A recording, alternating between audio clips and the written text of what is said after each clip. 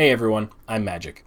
TSM were by far the best team in North America last summer, and as usual, Bjergsen was their MVP and the overall NALCS MVP. But with Doublelift being replaced by WildTurtle for the spring split, TSM need another MVP split from Bjergsen, and probably an even more dominant one, if they want to top the standings again. For his part, I think Bjergsen's up to the challenge. The loss of Doublelift affects TSM in a lot of different ways, even without talking about his leadership, shot calling, or other soft factors. Bjergsen has always drawn most of the enemy's attention when he plays, whether that's how the enemy sets up their drafts, where they direct their ganks, how they do target selection and team fights. Just as an entire package, teams have been used to focusing around Bjergsen and how to address him in the game. But having Doublelift on TSM drew a lot of attention and pressure off of Bjergsen. Now teams had to think about two superstars, so they had kind of a big two, which compares to, you look at basketball or something like this, like to look at teams and talk about the big three, if they've got three superstars playing together, and how they all buy time and space for each other. And in League of Legends, a two superstar team gives both players more room to breathe. Bjergsen was able to use that shared pressure with Doublelift to evolve his game in 2016. He added a lot more roaming, a lot more jungle invasion, and spent more time in general outside of his lane. Compare that to, say, 2015. He played a lot more scaling champions with a lot of poke. That was also partly the meta back then, but he didn't do as much roaming, as much leaving the lane as he did in 2016. And that especially evolved from spring to summer. He would help Svenskeren. He'd push up his mid lane, and then instead of chipping the tower or trying to poke under the tower, he would leave the lane, help Svenskeren invade, and try to get some wards in or attack the enemy jungler, or he'd hit the side lanes with ganks and try to get kills and help his side laner snowball. So with that setup, something that Doublelift helped to enable, Bjergsen was able to find a sweet spot of balancing primary carry and secondary carry roles. And I'm using secondary carry to talk about this style where he would help Svenskeren or help his side laners to be successful, not just to focus primarily on himself. So the problem is that with WildTurtle joining the team, he and Biofrost are less likely to apply a lot of early game pressure compared to what Doublelift and Biofrost were able to do as a tandem. 2v2 laning has been, over the past year especially, has been a noticeable weakness in WildTurtle's game. He's not that good at laning safely and just maximizing his farm. Some AD carries are very good at that. They are able to kind of not rely on having a lot of jungle pressure or jungle help or a lot of wards being set up for them to keep them safe. They know how to kind of play back in lane, make sure they get their CS and that the enemy isn't able to kill them or hit them with ganks, things like this. Reckless is a player who, at his best, was a very good, you could call it a low econ AD carry. That's not WildTurtle. So he needs to have priority around him, helping him to hit his strengths. His strengths are carrying aggressively. A lot of his biggest plays and biggest moments have been on a champion like Jinx, who needs a lot of time to farm up and hit their items.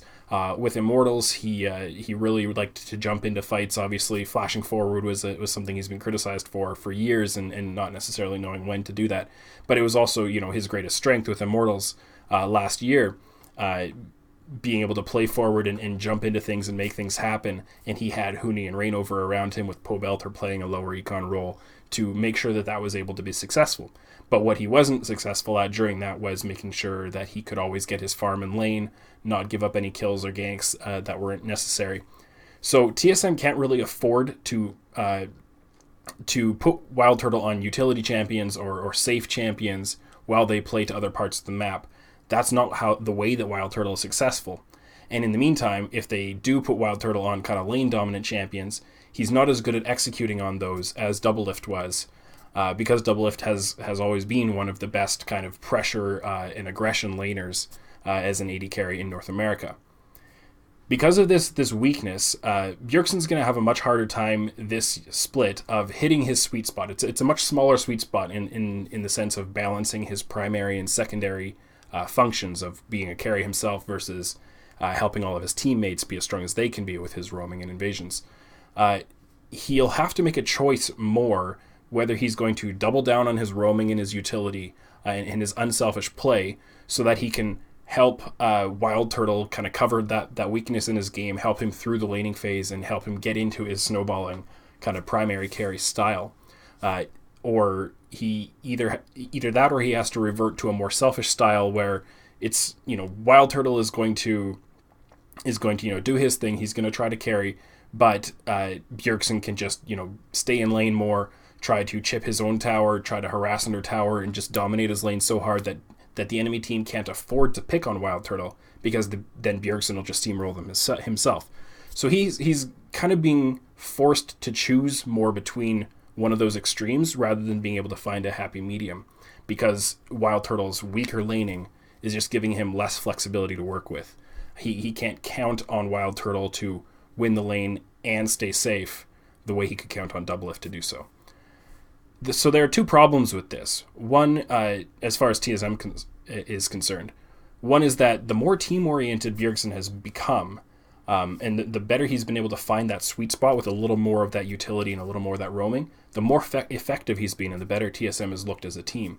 Obviously, we saw that transition from spring to summer in 2016, where in spring, TSM had Yellowstar at support, and Yellowstar got out of lane a lot. He did a lot of roaming. He tried to get into the mid lane and do ganks or do wards and things, and the lacking synergy between Yellowstar and Svenskeren was a big issue.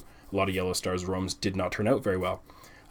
Obviously, TSM, still put it together well enough to get to the finals there, but Yellowstar was more of the roaming player than Bjergsen was in that iteration of TSM. Whereas in summer, when TSM were much more dominant and did take the title themselves, they replaced Yellowstar with Biofrost, who ended up being much more stay-at-home, sitting alongside Doublelift, while Bjergsen became the one who moved around the map more and brought that much more roaming in.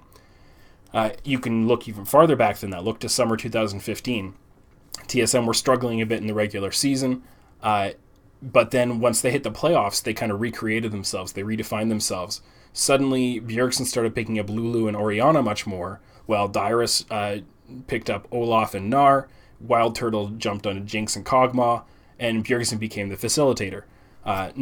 Not really so much with the roaming, although that was part of it, as with just the pure utility champions with the shields and the crowd control, and these abilities that allowed his side laners to become more of the primary carries instead of Bjergsen playing these scaling poke champions and primary carries of his own. And with that, TSM, took a relatively poor regular season finish and got again to the finals. So whenever Bjergsen has been able to make this shift away from a more selfish style into a more balanced style that involves more of the roaming and more of the facilitation, TSM have always improved as a team, and their results have gotten better. So with Bjergsen being forced into a harder balance, that's potentially an issue for TSM going forward. The other big problem with this scenario for Bjergsen is that he's probably going to be influencing a weaker map. So just generally speaking, if you roam out of mid lane or out of any lane, or if you're the support roaming or the jungle ganking, it's always more effective to roam or gank to a winning lane than a losing one. If you get a successful gank onto a losing lane, you're probably not going to have the wave positioned well. So you might get a kill, or if you hit the bottom lane, maybe you'll even get 2 kills. But then you've got to spend a lot of valuable seconds killing the minions to get to the tower to hit the tower. If you gank a winning lane, it's probably going to be a tower dive instead of just a straight gank, or you've already got the minion waves pushed further up to where you want. You've got a lot more time to hit the tower, a lot more time to invade and get wards and set up the next advantageous play. So if WildTurtle's in a scenario where he's having a hard time keeping the lane in a favorable position, then it's going to be, a weaker map for Bjergsen to influence. His roams aren't going to have as much impact, even if they're successful. Just by the nature of the way the map works, it's not going to work out as well for TSM. So there are some problems with Bjergsen being forced into either, if he chooses to go into a more selfish primary carry role, that's not the way TSM has been most successful historically. And if he chooses to be more of the, really prioritize WildTurtle and helping him be comfortable and be more of the roaming, more of the utility, and go even more that direction, then he's potentially being less efficient than he would have been if he had an AD carry who was stronger at shoving the lane the way Doublelift has been. So what do I expect TSM to do about this? I think we're going to see a lot of bot lane prioritization in the draft. So I think TSM is going to, tunnel even more so than other teams on champions like Karma and Zyra for support, assuming Karma doesn't get nerfed into the ground. They're going to leave more counter picks for the bottom lane potentially, and just make sure that they've got to cover over this weakness in how their 2v2 lane plays out in bottom. I think Svenskeren's going to be asked to spend more time covering the bottom and the middle lanes, leaving top more to take care of itself. Because WildTurtle's going to need the help, and or Bjergsen is going to need help to make sure that he can, become more powerful in the more selfish style. So either way, Svenskeren has to cover bottom and middle lane, that side of the map. Hanser's going to be put more on an island. He has to be forced into more of a low econ role, which works for now because, it's a tank meta at the moment in the top lane, more or less. But Hanser's going to be doing less carrying, less of that Swain that we saw from him and those kinds of things. That's just what I expect from him.